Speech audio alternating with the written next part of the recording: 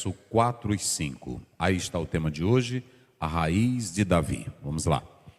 Coloca aí o texto, a raiz de Davi. Você que está acompanhando, nós temos todas as outras mensagens lá atrás do Apocalipse, você pode rever.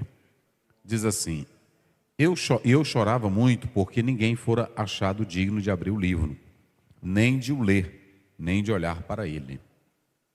E disse-me um dos anciãos: não chores, eis aqui o leão da tribo de Judá, a raiz de Davi, que venceu, para abrir o livro e desatar os seus 7 selos.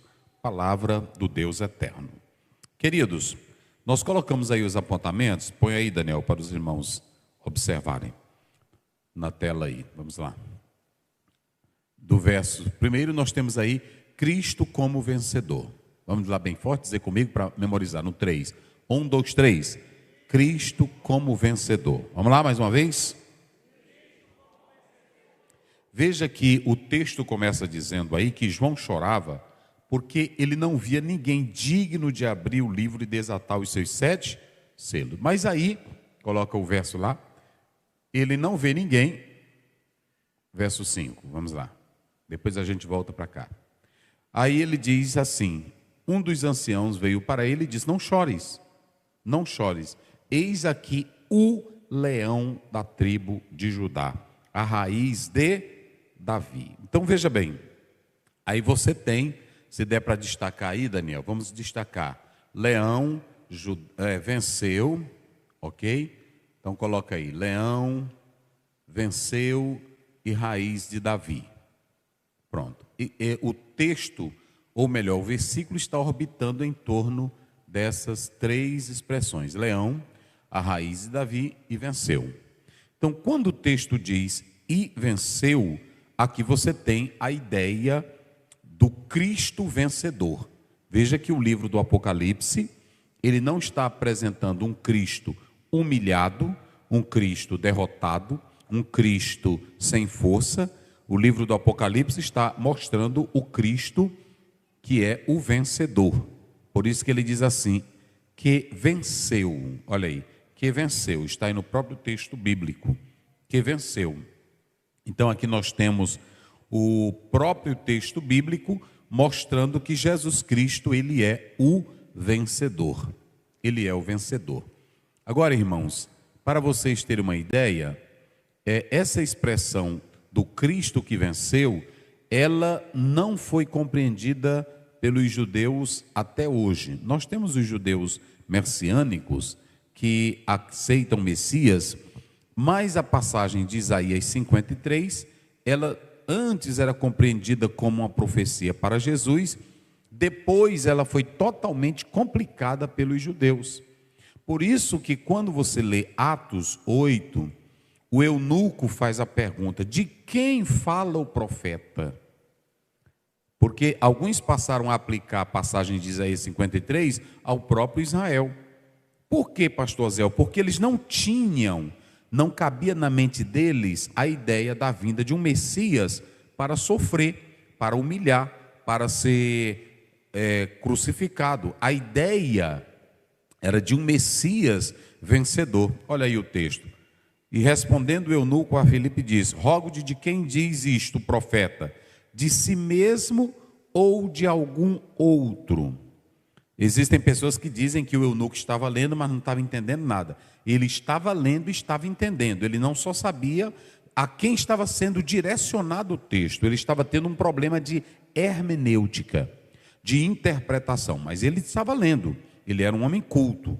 Agora ele não sabia como interpretar corretamente. Por isso que aí o Filipe pergunta: tu estás entendendo? É no verso 31, né? Tu entendes o que lês? Porque muitas interpretações surgiram em torno dessa passagem bíblica. Nós sabemos que hoje as confusões que estão tendo em relação à Bíblia, dizia Lutero, não é o problema da Bíblia, é o problema do leitor e do intérprete. A Bíblia, ela é uma só. O problema são os olhares no aspecto plural que as pessoas têm. Então, nem todo mundo tem uma mesma interpretação. E existem pessoas que elas leem a Bíblia e não têm uma hermenêutica correta, porque deixa eu dizer uma coisa para vocês. A Bíblia é a palavra de Deus, mas ela foi escrita em linguagem humana. E quando ela é escrita em linguagem humana, envolve um contexto cultural, envolve um contexto político, um sitz libé, envolve vários aspectos do cotidiano. Quem vai interpretar precisa estar a par dessa situação, senão não vai entender verdadeiramente o sentido da palavra de Deus. Por isso que é necessário uma interpretação correta das Escrituras Sagradas. E os judeus passaram a entender essa interpretação sobre o Cristo que haveria de vir, não como Messias sofredor. Basta você ler Lucas 2. Veja como é a oração, tanto de Isabel, como também de Maria. Em especial, você vê a oração de Isabel, o cântico de Isabel, o cântico de Maria. Qual é a ideia? Ele vem para dominar, ele vem para ser o grande vencedor. E aí, muitos vão se decepcionar com Cristo, porque a visão que eles teriam do Cristo messiânico, do Cristo que haveria de vir, Jesus não fez conforme eles esperavam. Vamos ver lá em Lucas, só para os irmãos terem uma ideia. Essa questão aqui, ela é muito importante, porque até hoje também tem muito irmão que não sabe o que é ser crente. E eu não vou dizer, irmão, na maioria do pessoal hoje, irmão, as crenças são totalmente diferentes, totalmente.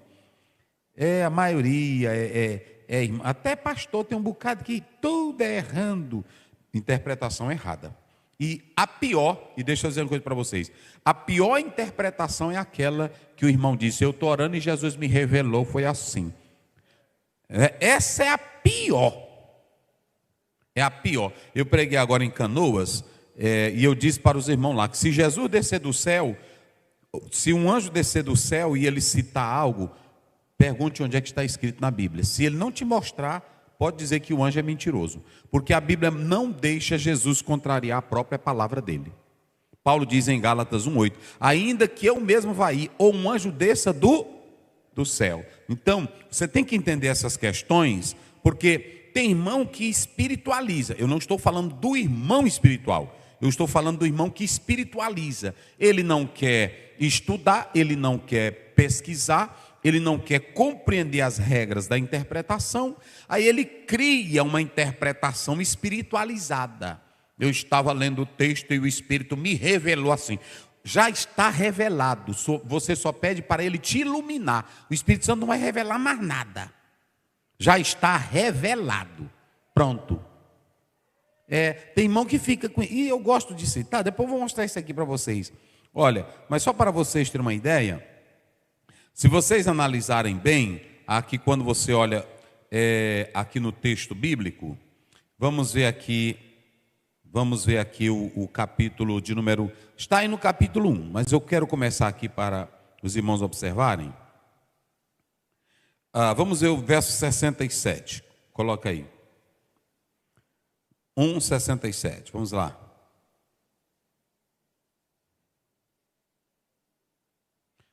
Leia, vai lá, rapidinho. Isso.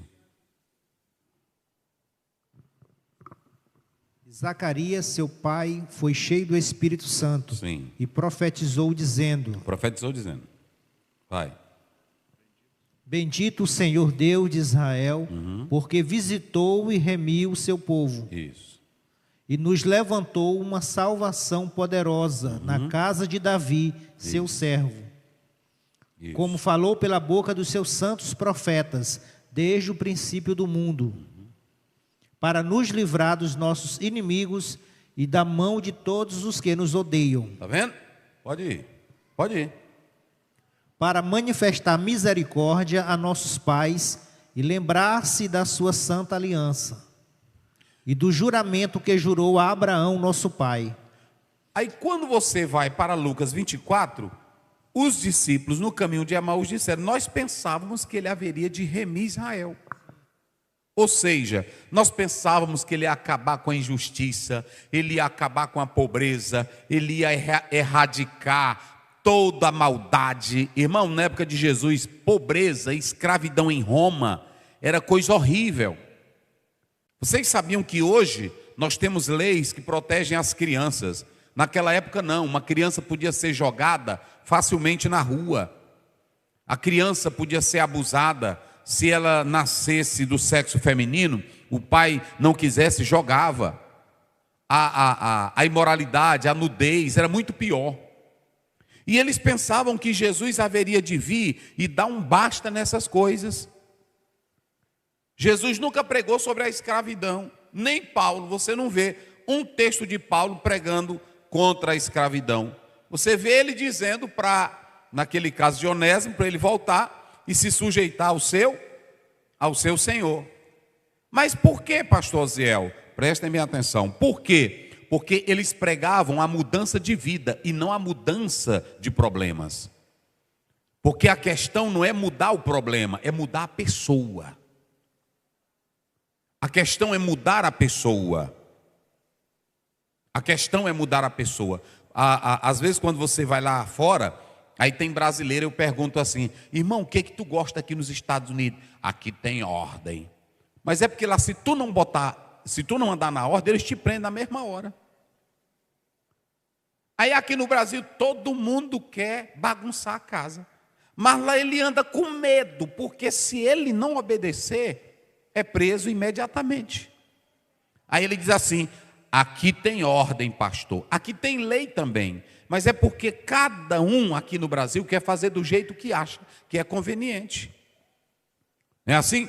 Então, quando Jesus Cristo vem, eles pensavam que Jesus Cristo viria, era para acabar com o poder romano, ele ia chamar anjo, ele ia pedir legião para acabar com tudo, essa desgraça, essa miséria, essa pobreza. Não, uma vez até um moço disse: Jesus, olha, tem um problema lá na casa do meu pai, e eu queria lhe dizer, eu não fui chamado para ser árbitro de ninguém. Jesus nem quis ser juiz de paz, ele quis ser o príncipe da paz. Entendeu? Ele não quis entrar em problema de ninguém. Por que Jesus não procurou tratar dessas questões? Porque ele não queria tratar da questão social, ele queria tratar da questão da mudança da pessoa. Porque se Jesus transformasse essa pessoa pelo lado de dentro, ela ia promover a paz, ela ia promover o social. Porque tem gente ruim que promove o social, mas é só para se amostrar. Tem muita gente ruim que promove o social, sabe para quê? Só para depois andar falando. Tem irmão que vai visitar o outro, não é porque ele tem amor, não. Aí ele pergunta: pastor já veio aqui? É o diabo puro. Eu conheço isso aí todinho, mas eu nasci na Assembleia de Deus.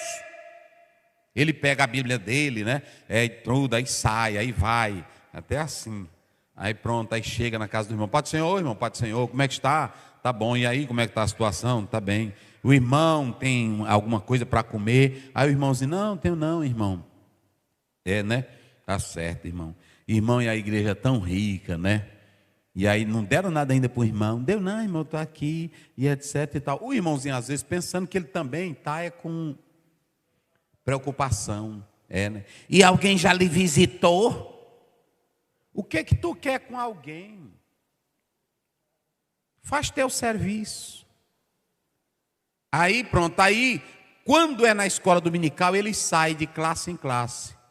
O irmão Antônio Pereira da Silva está sem se congregar, não é assim?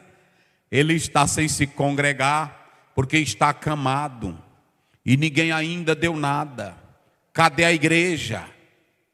Cadê o amor? Olha, irmão, a Bíblia diz em Mateus 6 que o que uma mão faz, a outra tem que fazer o quê? Esquecer. Aí já é um sinal de que ele não tem nada de transformação. Por isso que eu estou dizendo, existem pessoas, por exemplo, tinha aquele maior traficante do mundo que fazia o social, que o pessoal gostava dele. O Escobar, pronto, está aí. E Pablo Escobar, e tem muitos outros que praticam o social, pega a cestinha. É porque ele pensa que fazendo aquilo ali vai ser salvo. Ele pensa que doando, Jesus não tratou dessas questões. Pastor Ziel, o que é isso? Não. Jesus tratou da questão de mudar a pessoa. Porque quem tem amor, irmão, estende a mão sem querer aplauso de ninguém. Quem tem amor não anda espalhando fofoca e nem boatos da vida de ninguém. Ele vai e visita, ô irmão, tá certo. Ô irmão, eu vou até lá falar com o pastor, contar a sua situação. Talvez o nosso querido pastor nem está sabendo. Aí é a postura de crente. Não é assim? Aí quando ele chega, pastor, o senhor já está informado que o irmão fulano de tal está doente? Eu disse, não, irmão, estou não. Pronto, estou não. É uma coisa bonita. O irmão Miruíra foi se operar, ele me ligou. Irmão, acho bonito crente sincero. Acho bonito crente sincero. Pastor Oziel, eu estou saindo agora para o hospital, eu vou me operar. E aí o senhor não vai me ver na igreja. Aí eu disse, está certo. E aí pronto. Aí eu disse, pois eu vou orar agora, mas o senhor. Pronto, ele ia operar uma vesícula, fizeram os exames e tudo. Aí orei por ele. A minha esposa estava lá na hora e viu. Eu orei por ele, pronto. Orei por ele. Eu disse, Senhor, tu podes usar os médicos, mas tu pode fazer o milagre agora. Pronto. Tu podes fazer o milagre agora. Pronto. Quando abriram ele, irmão, não tinha vesícula nenhuma. Mais de pedra nem nada.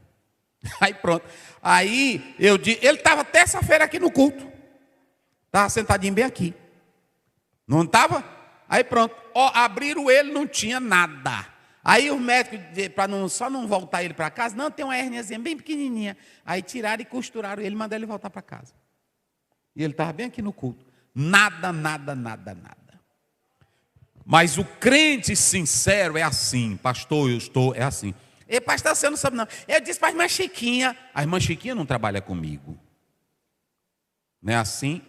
Eu disse para o pastor fulano, porque às vezes tem aqui dois pastores, pastor Wagner e pastor Luiz. Mas todos os irmãos têm meu WhatsApp. Mande um oi para mim. Pastor, é assim, é assim. Uma pessoa sincera é assim, irmão. Pastor, está tendo isso aqui, é assim, assim, assim, pronto. Tá bom. Porque às vezes eles dois podem esquecer, como eles esquecem mesmo. Às vezes o irmão diz, pastor, eu falei para o pastor fulano. Agora mesmo o irmão diz, pastor, não fui ontem na terça-feira, eu falei para o pastor fulano. Eu disse, pois é, mas ele não me falou não. Aí eu disse, pois é. Mas eu não julgo isso não, porque às vezes até eu também me esqueço. Porque a gente não é, como é que eu diria? Não é onisciente, não é isso? Aí pronto, aí eu esqueci. Mas aí tem crente que gosta de fazer uma confusão. Aí pronto, olha, isso é interpretação errada. E vocês podem observar o seguinte, a Bíblia diz que o Zacarias falou isso aí, era verdade. Maria também, e o Simeão também. Mas o Simeão vai deixar bem claro. Olha, irmão, vamos lá para Lucas 2 de novo. Eu ia terminar tudo isso aqui hoje, mas não vai dar tempo não. Na próxima, vou continuar. É porque eu gosto da Bíblia, irmão.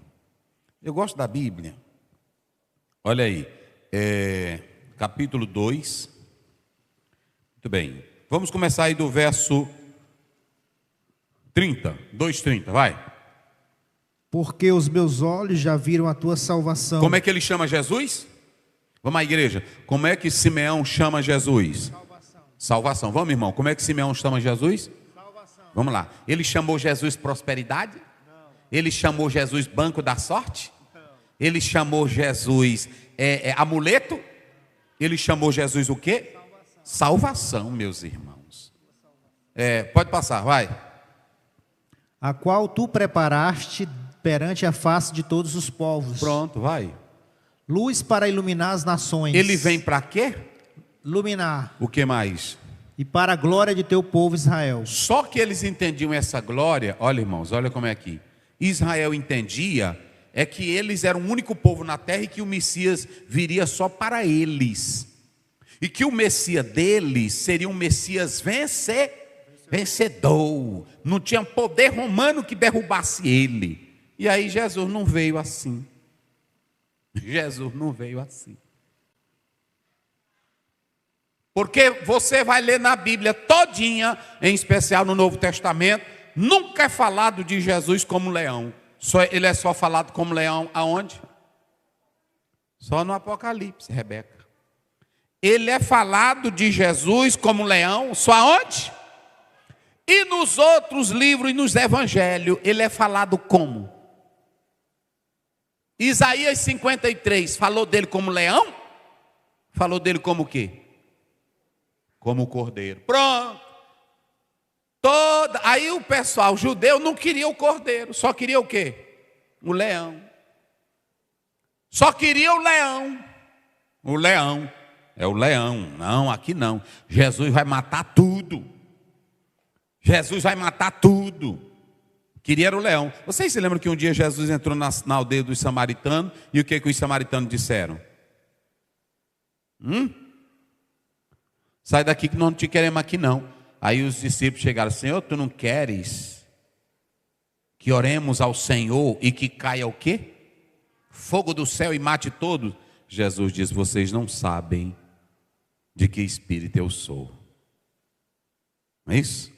Vocês não sabem de que espírito eu sou. Ou seja, eles interpretavam errado. E por que eu disse agora há pouco que hoje a maioria interpreta errado? Porque até hoje a maioria dos crentes, esses que vão para essas megas igrejas com negócio, meu carro, meu carnê, não sei o quê. Aí Jesus para eles não é salvação.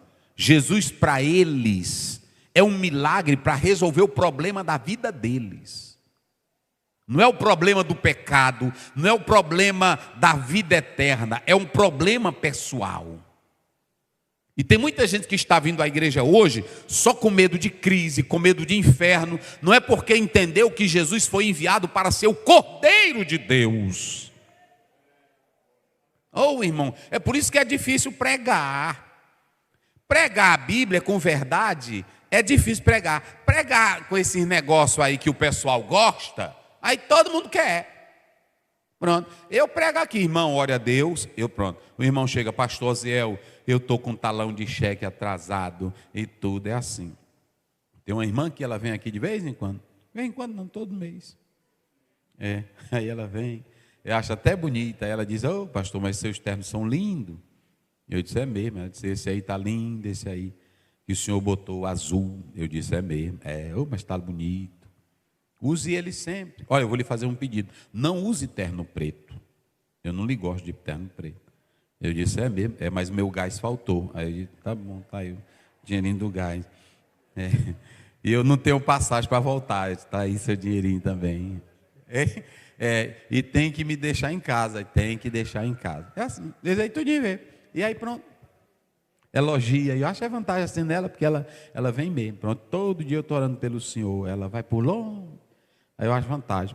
Agora, o que eu quero dizer é o seguinte: é que se o irmão vier para mim, por exemplo, pastor Douglas chega para mim e diz: pastor Ziel, eu estou na prova, eu estou na luta. Eu disse: meu querido, olha irmão, olha como é as coisas de crente. Amém, meu pastor, olha, tudo está no controle de Deus. Irmãos, há uma coisa, eu não sou calvinista, mas tem uma coisa que eu acho bonito: falar sobre a soberania de Deus.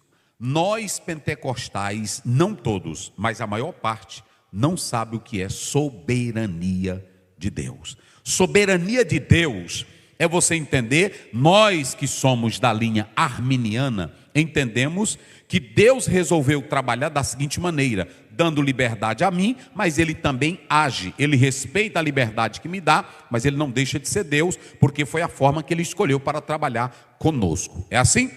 Agora, Ele me capacita com a sua graça e eu não vou ser desobediente. Agora, o que é a soberania de Deus? Olhe para cá, para eu encerrar com isso aqui. Soberania de Deus é você entender que Deus está no controle e que Ele faz o que Ele quer. Pronto, tem irmão não que fica batendo e fica... Não, pronto. O Jó disse assim: ele me feriu, ele me atingiu, ele lançou a seta. Eu não estou falando dele, eu só estou me reclamando. Dele eu não falo mal. Se ele me cercou, quem é que pode abrir o caminho? Então pronto, isso é soberania de Deus. Mas tem irmão que não, ele não dá seta, mas Deus eu quero. Se aquieta. Não sabe o que é soberania de Deus. E aí, quando Jesus veio, os judeus não souberam o que era a soberania de Deus em Cristo. Rejeitaram a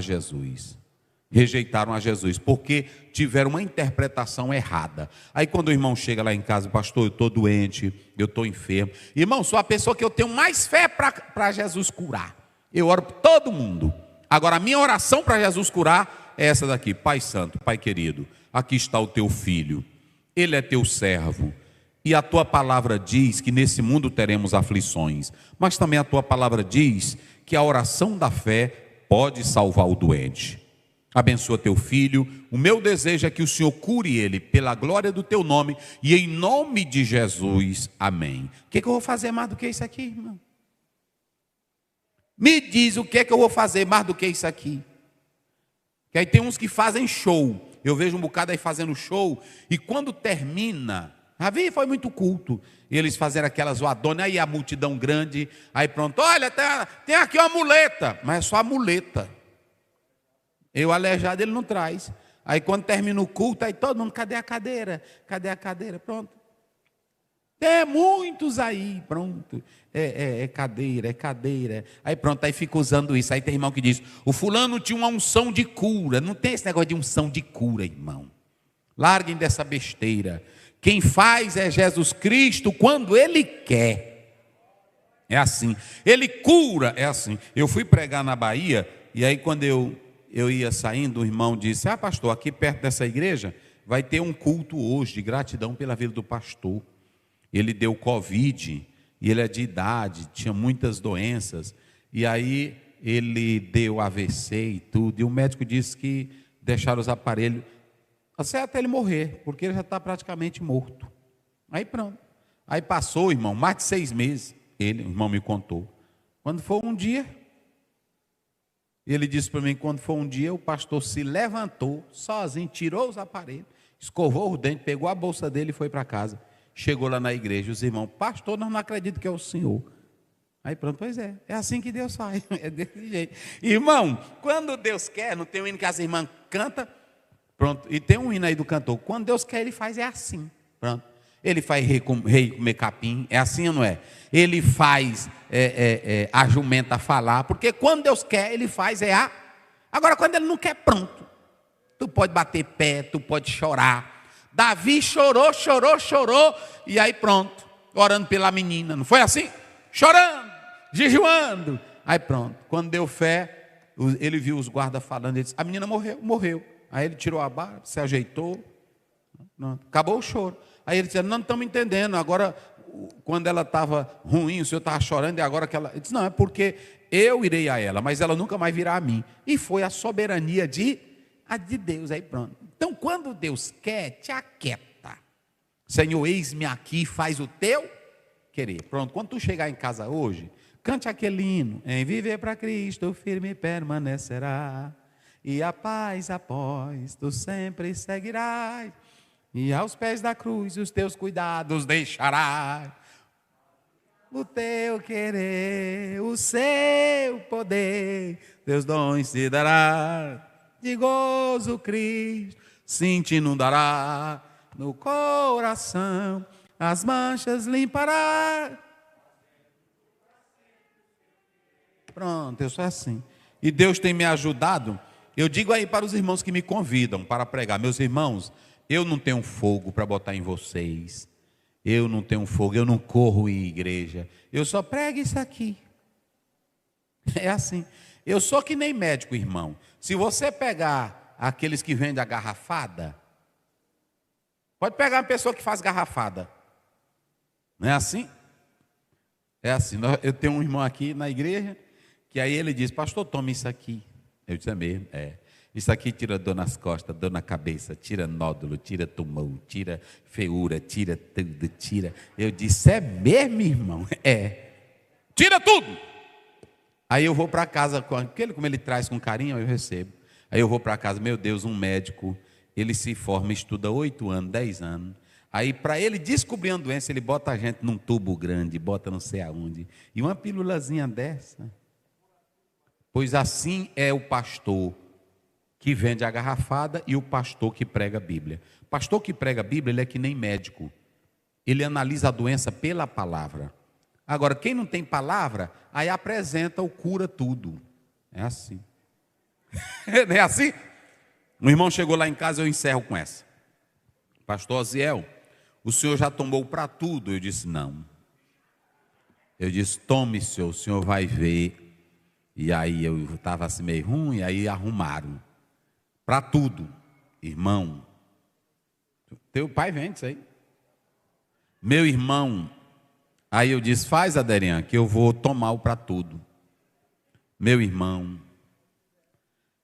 Aí eu tomei, e aí eu saí.